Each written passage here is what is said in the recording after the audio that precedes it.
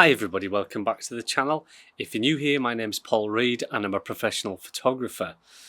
I'm outside today because it's a lovely day and it just seems such a waste to be inside on one of the few days that we've got here in Scotland that's actually sunny. I've got lots of photographs to show you today, some by me and also a bunch by some of the people that have attended my workshops as well, because it's something that I wanted to talk about today.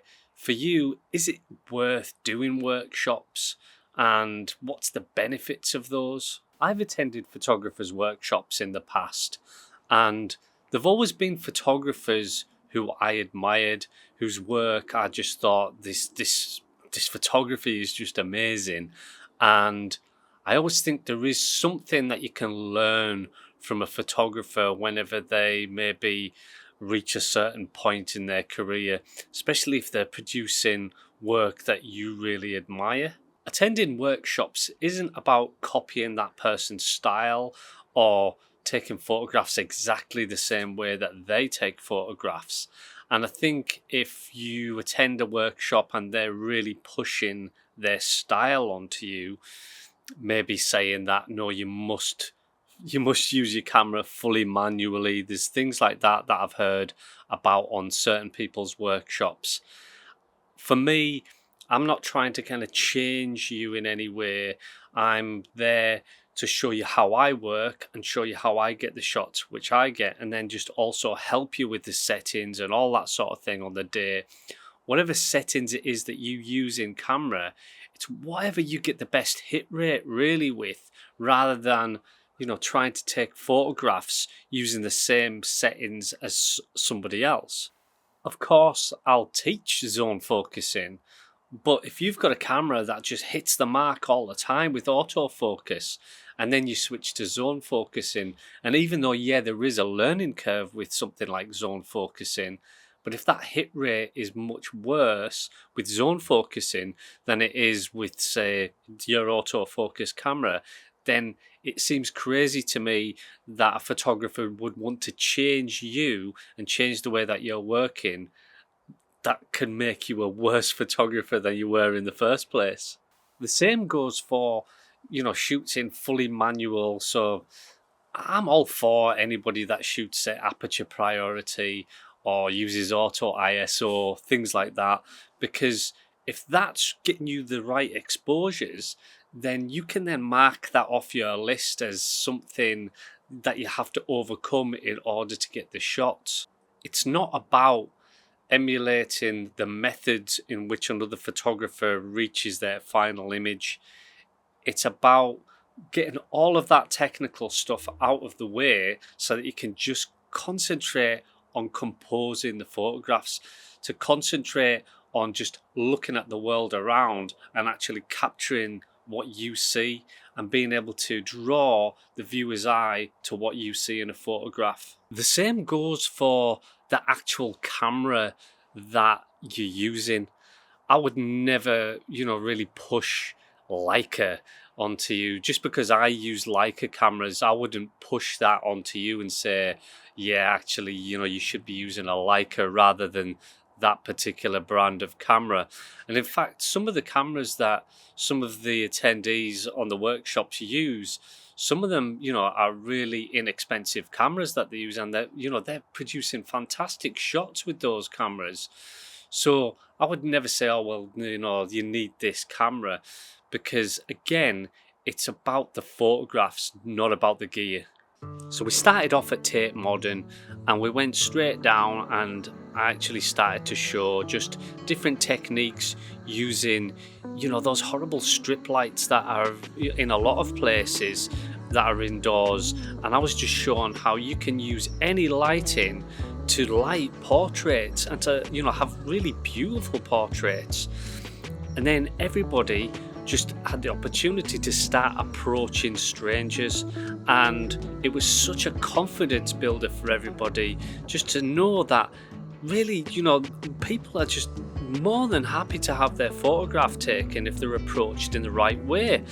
And Honestly, the photographs that these guys were producing were just absolutely fantastic, and that's, you know, one of the things that I want for, you know, for people attending the workshops is not just that they're learning and not just that they're having fun, but also that they come back with some photographs that they're really proud of too.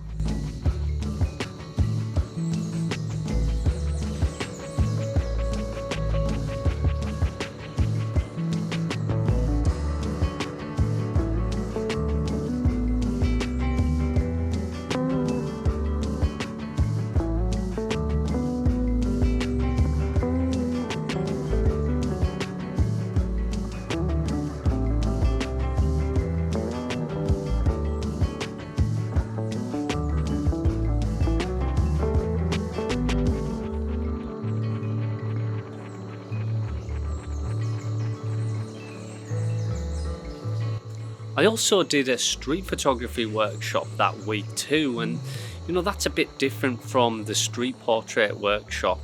It's all about capturing the moments and just seeing what the scenes are. Of course, there's going to be some technical training there as well, but in the main, it's just showing them what I see, how I do it, and of course, we had lots and lots of fun, but also everybody went back with lots of great images again, and just builds their confidence so much. One of the attendees, called Andreas, he put a couple of the portraits into LFI, and you know, they got into the portrait gallery, which I'm just so proud of him for that. It's just so great to, you know, get that acknowledgement from somebody like Leica to say, yeah, these photographs are worthy of our gallery. Not only that, but Andreas, he put this photograph into a competition and won it. It was the SPC Photo Awards Zurich, and he, you know, put this photograph in thinking, oh no, you know, I'll never win it, and he did win it. And again, it's just these little kind of pats on the back to say, look, you're on the right lines, you're going in the right direction. And this photograph was taken again during another one of my workshops. This was in Glasgow. Andreas has been taking photographs since he was a teenager, but really it's only within kind of like recent years that he got into street photography. And I think he saw one of my YouTube videos, and then the next minute he was flying over to attend one of the workshops, and I'm sure he's done about 4 or 5 workshops now, but he just keeps getting better and better and better.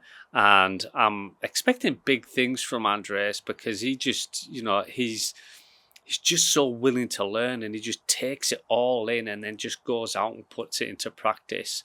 That is how you really take a big benefit from workshops, is to just keep just absorbing all that information and then taking that and then making it your own.